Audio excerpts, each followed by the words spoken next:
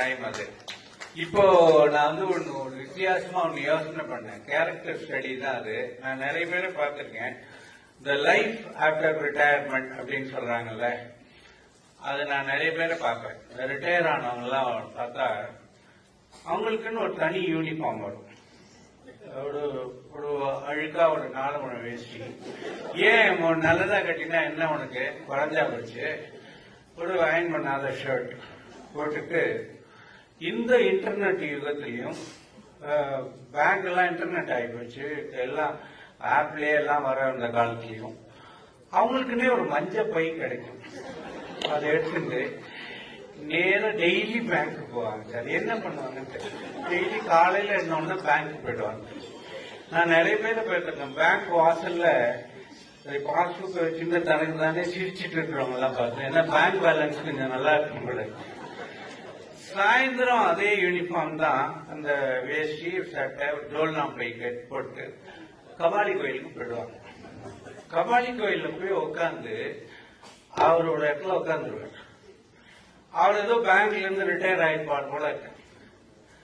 அந்த பேங்க்ல சர்வீஸ்ல இருக்கிறவங்க வருவான். வந்த உடனே ஹலோ கிருஷ்ணமூர்த்தி அப்படின்னு ஒண்ணு, கிருஷ்ணமூர்த்தின்னு கூப்பிடுறான்னு திரும்ப எனக்கு தெரியல அப்படின்னு சொல்லிட்டு கையை பிடிச்சிருவார். நான் தான் ராமசாமி. அவன் ரெகக்னைஸ் பண்ணிடுவான். சார் ராமசாமி இல்ல, ஆமா இன்னும் இவர் ஆரம்பிச்சுவார். நம்ம தான் கிண்டியில ஒர்க் பண்ணமே. அப்புறம் என்ன செய்யாதுக்கு மாத்தினாங்க. ஆர்மி போனேன், ராணிப்பேட்டை வந்தேன், அப்புறம் எடாவிஸ் வந்துட்டேன். எடாவிஸ்ல அவன் ஒண்ணுமே கேட்கல சார். இவனா அவர் கைய முடிச்சுட்டு இவன் எங்கெங்க போனதெல்லாம் சொல்லி வந்துட்டேன். எடாவிஸ்ல எல்ஹெச்ஓல பார்த்தா ஜிஎம் நந்தகோபால், ரொம்ப நைஸ் மேன். 6 மாசம் ரிட்டையர் ஆயிட்டேன். பிஎஃப் கிராஜுவேட்டி எல்லாம் செட்டில் ஆயிட்டு பென்ஷன்லாம் வர ஆரம்பிச்சிருக்கு. ஒரே பொண்ணு தான் டிசிஎஸ்ல ஒர்க் பண்ண. அதுவும் இப்ப டிசிஎஸ்ல ஒர்க் பண்ணலன்னா அது பொண்ணே இல்லை. நம்ம எல்லா அப்பாவும் ரொம்ப my daughter Babina working in TCS. இப்ப பேங்க், இன்கம் டாக்ஸ் எல்லாம் போச்சு. Working in TCS. பையனுக்கு நங்கநல்லூர்ல வீடு வாங்கி கொடுத்துட்டேன். ஆமா, அது ஒரு நங்கநல்லூர் மொழிப்பாக்கத்துல வீடு வாங்கலன்னா ஜென்மசாவளியுமே அடையாது சொல்லிட்டு அதான் வாங்கிட்டேன். எப்படி போயிட்டு இருக்கு பேங்க்ல? இந்த ரிட்டையர் ஆனவங்களுக்கு எல்லாம் என்ன ஒரு பெரிய இதுன்னா, எப்படி போயிட்டு இருக்குமா, அவன் என்ன நினைப்பான்னா, எங்க சார் நீங்க எல்லாம் போயிட்டீங்க அப்படின்னு அவன் சொல்லுவான்னு நினைச்சிட்டு வாழ சொல்லுவான். அவனும் ஒன்னும் அப்படி சொல்லல. அப்புறம் பேங்க்லாம் அப்படி போயிட்டு இருக்கு அப்படின்னு சொல்லிட்டு இவர் சொல்ற பைபாஸ் பண்ணிட்டேன். அதை ஒரு அஜெண்டாவா கொண்டு வரான் சார். பைபாஸ் பண்ணிட்டேன். அங்கதான் கிருஷ்ணமூர்த்தி ஐடியே மிஸ்டேக்.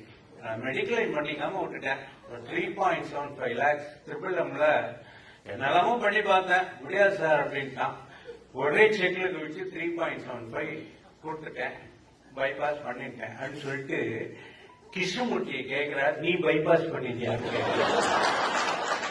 அவன் ஆடி போய் ஐ எம் ஒன்லி 48 அப்படிங்கிறான். ராமசாமி விடல, இருந்தா என்ன எப்படியும் பண்ணிக்க போற.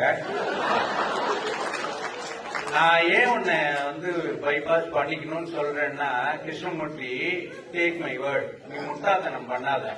நீ பேங்க்ல இருக்கும்போது பைபாஸ் பண்ணிட்டேன்னா அந்த bank take care of medical expense. புரிஞ்சுதா? அந்த மாதிரி பைத்தியக்காரத்தனமா நீ இருக்கிறாங்க.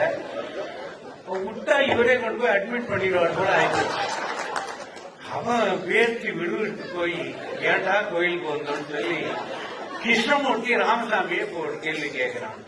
டெய்லி கோயிலுக்கு வருவீங்களோ அப்படிங்கிறான். ஆமா, எப்போ வருவீங்கன்னா 7 வருவேன்.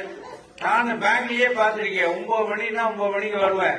4 மணிக்கு கவுண்டர் மூடி போயிட்டே இருப்பான். ஜிஎம் எம்டி வந்தா கூட கிளம்புறேன், லாக் பண்ணுவேன்.